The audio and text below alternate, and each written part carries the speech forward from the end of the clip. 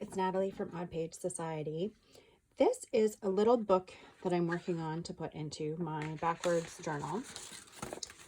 This is where it's going to fit in. So I, on a previous video, put in this foam for the envelope, which gives it a little more like room for a bulky item. And then I decided I was going to make the bulky item. So the trick with this is it'll need to be bendy. So I'm hoping that will work because it's going to need to bend kind of all the way around. And then initially the end of the envelope was bending here, but since I've made this addition, it's now bending over here. So we'll have to see, you know what happens with that as I go. I have taken a piece of 12 by 12 paper. I have cut it down to the size that I need it to be. I have done my score lines. I have found some of my tea-dyed paper. I'm not going to embellish this. And I have folded it in half and it'll fit nicely in here. I haven't decided what I'm doing with this flap yet. So what I wanted to do was just demonstrate how I fix up my signatures. What I like to do is get it fitted into the corner. So this is, I'm happy with this on the top. And then I'm happy with the fact that it's nice and snug in there. And then I'm going to clip it with these fabric clips that I just have handy in a little tray on my desk. And this is because I don't want it to move while I'm working on cutting this. I'm going to cut this side and then I want to cut that side as well.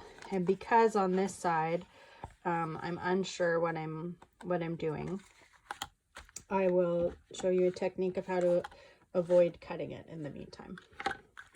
Okay, so I'm just going to move this up so that it's not going to get in the way of my ruler.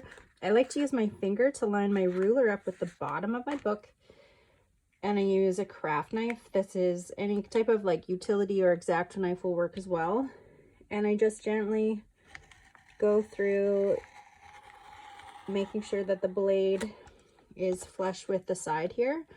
And you might have to go through several times. It depends on how many layers of paper you have. But the nice thing about this is it just kind of pulls away as you go.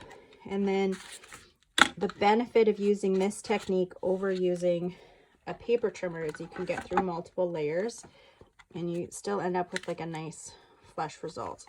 Now, if we were to use the same technique on this side, which we could do, we would end up cutting this off. And I don't want to do that. So instead, I'm going to just move this over here so that the bottom stays.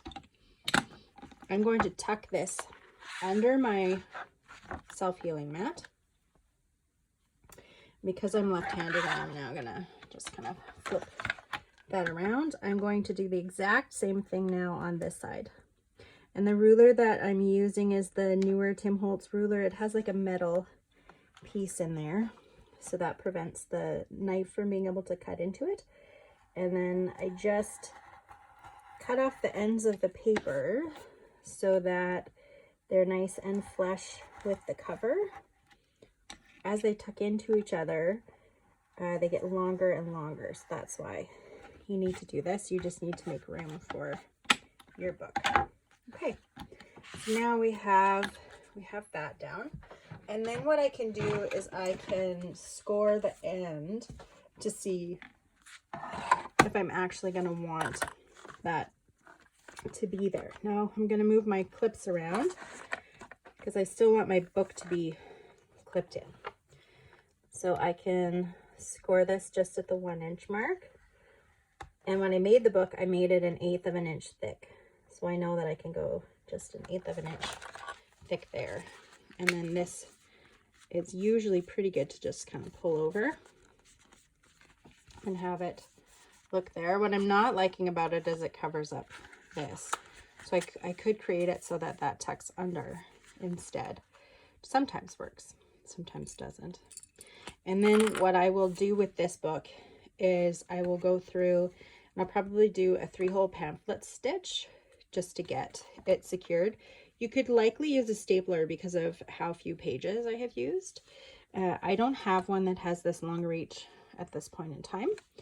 So I'll do a 3-hole pamphlet stitch, and then when I go to fit it in the envelope, if this is going to just kind of fold under. If it doesn't, and it's too wide or bulky, then what I can do is I can remove some pages. The other thing I can do is I can leave it in here, and when I put this on, I can glue it down with the book inside.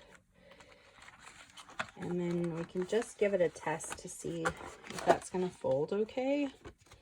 It will, but it's going to add some bulk here. And then that'll fold around. Still in okay shape here, I think. So I find with paper, if you get the fibers used to moving first, they kind of are okay folding and then finding their way eventually. And then the hope would be that this would kind of, you could pull it out and then you could still write on it without it being too permanently bent, which we may not be able to get away from, but that's okay. So there we go. I'm working away.